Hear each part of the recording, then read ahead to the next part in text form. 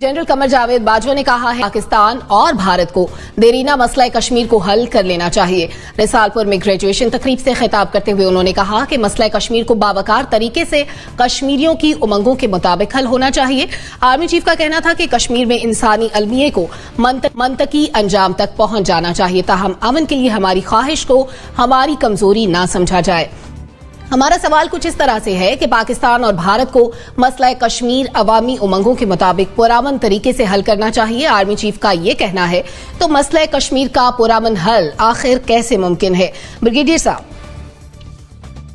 मसला कश्मीर का पुरामन हल तो एक ही तरह मुमकिन है और मुमकिनात में से चीजें हैं उसमें आपको यूनाइटेड नेशंस की जो अपना पहले जो प्लेबिसाइट के हिसाब से और मुख्तलिफ अदवार में 1948 से लेकर 1955 तक जो करारदादें पास हुई हैं, बल्कि यही नहीं, महबूबा मुफ्ती की गवर्नमेंट जब थी तो उन्होंने अपनी असेंबली में करारदाद पास की थी कि कश्मीर को भारत के साथ कनेक्ट कर दिया जाए, कश्मीर की J&K असेंबली में। तो उस वक्त यूनाइटेड नेशन की एक रेजोल्यूशन नंबर 91 आ गई थी, उन्होंने कहा था कि ये डिस्प्यूटेड एरिया ये किसी मुल्क के साथ मिल नहीं सकता। अगर यूनाइटेड नेशन ने लेटेस्ट भी यही कह दिया कि डिस्प्यूटेड एरिया, तो उसके बाद फिर क्या तरीका रहेगा? तरीका तो ये है कि आप वहां पे लोग जो चाह रहे हैं राइट ऑफ सेल्फ डिटरमिनेशन के तहत तो यूनाइटेड नेशन का चार्टर उठा के पढ़े तो बड़ा क्लैरिटी कि अगर कुछ लोग अपने राइट ऑफ सेल्फ डिटरमिनेशन के लिए किसी हुकूमत के खिलाफ हथियार उठाते हैं और वो मेजोरिटी में मुनहसर होता है और वहां पे पॉपुलेशन की परसेंटेज भी जो होती है वो भी अगर ज्यादा होती है, जैसे वैली में अगर आप जाएंगी तो आपको 86% मुसलमान मिलेंगे, अगर आप जम्मू से नीचे जाएंगी तो वहां पे 63% मुसलमान मिलेंगे, तो टोटल एवरेज निकालने कहाँ पे जाके बैठती है? तो ये तो यूएन का चार्टर कहता है कि आप उनको राइट ऑफ सेल्फ डिटरमिनेशन दें, जो इससे पहले यूएन ने दिया, ईस्ट तिमोर में दिया, साउथ सूडान में दिया।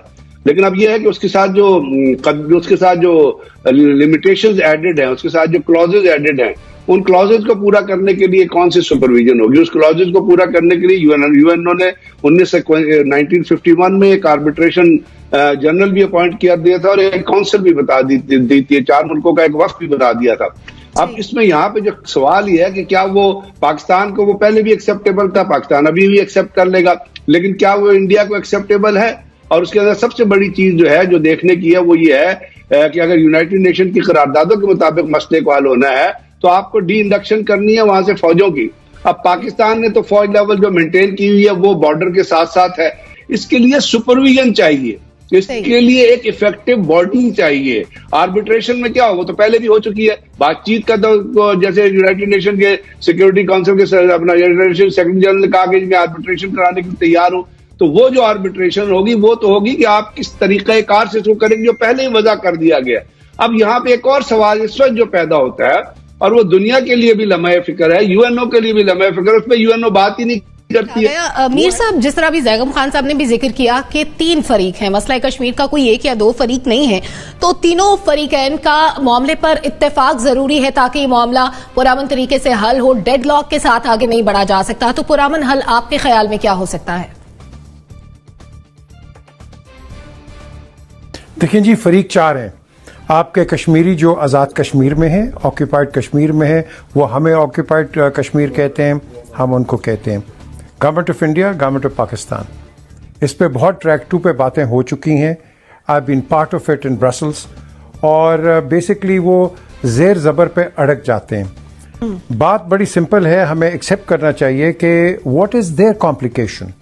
देयर कॉम्प्लिकेशन इज़ कि कश्मीर को उन्होंने अपना अटूटंग हिस्सा अपने कॉन्स्टिट्यूशन में इनकॉर्पोरेट कर लिया है। वो जब तक पार्लियामेंट नहीं करेगी ये इसका हल हो नहीं सकता। अब बात यह है कि पाकिस्तान और हम जो हैं, हम शोर करते रहते हैं यहाँ बैठ के पाकिस्तान में कि जी वहाँ ये हो रहा है, वहाँ ये हो रहा है। Rest of the world is totally blind. हम बैकफुट पे जाते हैं और उसके बाद फ्रंट फुट पे चले जाते हैं जब कोई झटका लगता है, जिस तरह अभी 370 की बात की है, 35A की बात होती है। हमारे पास 3 ज़बरदस्त सेंटर्स थे, Kashmir centre Brussels, Kashmir centre London और कश्मीर सेंटर वाशिंगटन। ये हमारे अनऑफिशियल एम्बेसीज थी, हमने इनको बंद कर दिया और हिंदुस्तान का जो मौक़िफ़ था वो अब प्रीडोमिनेट करता है पूरे वर्ल्ड के अंदर। यूरोपियन यूनियन के अंदर हम जब कंडक्ट करते थे कश्मीर सेंटर्स के सेमिनार्स, और हमने 42 मेंबर्स ऑफ यूरोपियन पार्लियामेंट हम उनके आगे लेके गए, मैस ग्रेव्स, ये pellets, forced marriages and all kinds of आपका atrocities हम लेके गए, तस्वीरें हम लगाते थे। اس کے اندر کشمیر یورپین یونین کے اندر سیمینارز ہوتے تھے, ڈسکورسز ہوتے تھے, ہم نے وہ بند کر دیے. کیوں؟ Penny wise and pound foolish.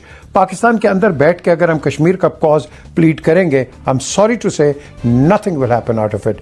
ہمیں یہ چیز انٹرنیشنل پوڈیمز پہ لے کے جانی ہے, لوگوں کو اویئرنیس اور ری اویئرنیس کرنی ہے کہ ہندوستان کیا کر رہا ہے. ہم سب بات کرتے ہیں ان کی اٹراسٹی کی, ہم سب بات کرتے ہیں ان کی انہیومینٹی کی, اور جو پولیس کا یہ ایکشن ہوا ہے اور یہ جو ابھی تک لاک ڈاؤن چل رہا ہے, why is the world not taking any notice?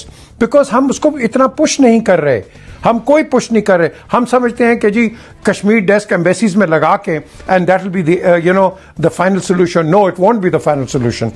جب تک ہم people to people contact with the officials of the foreign government نہیں کریں گے, آپ کا مسئلہ حل نہیں ہوگا. بالکل صحیح بات کی ہے.